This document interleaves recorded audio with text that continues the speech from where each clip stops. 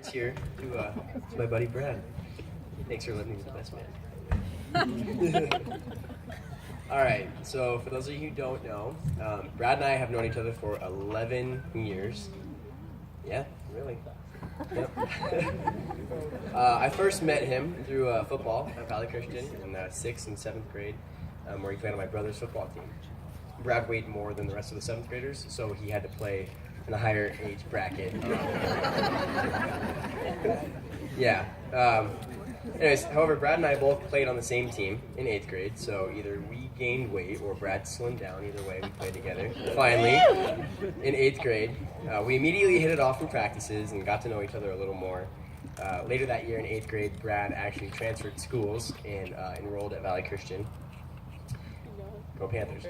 After spending long days in classes together and learning that we shared some common interests, we started to hang out. Our love for football, basketball, and sports in general seemed to fuel the friendship. Still does. In fact, our love for the game was so strong, we sometimes found ourselves getting into trouble because of it. Whether it was getting kicked out of a local park by one of Washington's finest due to playing basketball at 1 a.m, or putting holes in a certain teacher's classroom window by playing football at lunch. Mr. Kimberly, I don't know where you're at right now, but yep, there you are. That's right, Brad didn't tell him at first, but he found out. Yeah. Yep. The ball. Well, he caught the ball. Oh. Yeah. It's worth it then. Anyways. But aside from playing sports anywhere at any time, Brad and I shared some other common interests, such as our love for the Seattle Seahawks, country music, lake days, and of course, cute chicks. So now what I didn't realize until about a year ago was that Brad and I shared more than just a common interest in cute girls. We actually had what seemed to be an identical type that we were interested in. I'll get back to that in a minute.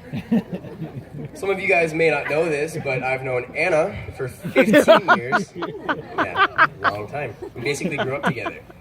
Our friendship started out on the playground during recess at Valley Christian, and that friendship continued all throughout elementary school and middle school.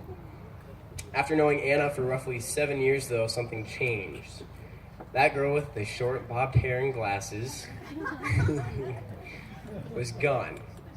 I remember being at Brad's house for a class party one summer night just before our freshman year of high school. Everyone was there. Everyone but that girl I knew, Anna. That's because that girl I had known for 7 years was gone, never to be seen again. I can remember being outside the party, and it was as if I was seeing this girl for the first time. It was Anna. No more short bobbed hair, no more glasses. She had long hair and the slightest amount of makeup her mom probably let her leave the house with. And I just remember being in shock and thinking to myself, wow, Anna's pretty good looking these days. So, not long after that, I found myself spending much more time than any freshman would want to at his principal's house. That's right, I can stand here and say, I also have dated the principal's daughter, Anna Tavish. Looking back on it now, I've realized that Brad and I have dated not 1, not 2, but 3 of the same girls at some point. Right? Yeah. Think about it, yeah. All right. Call it small school problems if you want, but somehow through our little crazy network of friendships and relationships, it brought these two together. And I think that's something definitely worth celebrating. Not many friends can say they've grown up together, stayed connected this long, and have gotten to see 2 of their closest friends seal the deal and put a ring on it. Brad and I have been talking about this very moment since we became best friends in 8th grade. The best man speech, what our weddings would look like. And now if you had told me 11 years ago that Bradley Dickinson would be marrying Anna Tabish, I would have called you crazy, but I guess that just goes to show you A, what I know, and be what God has planned. All jokes aside, what a year it's been for you guys. It's been a year full of new experiences, to say the least. In the last year, Brad, you've had new career exposure. You've moved into a new place of your own. You got yourself a new car, and you even got yourself a wife. You've started a new little family between the 2 of you and your 2 pups, and after today, you'll be starting a new chapter in the book of life. Brad, I'm so thankful for the 11 years I've got to develop a friendship with you that could better be defined as a brotherhood. I can't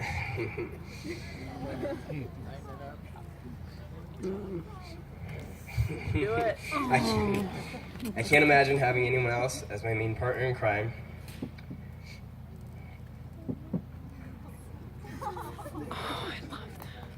I love you, man, and I look forward to seeing you guys grow together as a couple and as a team.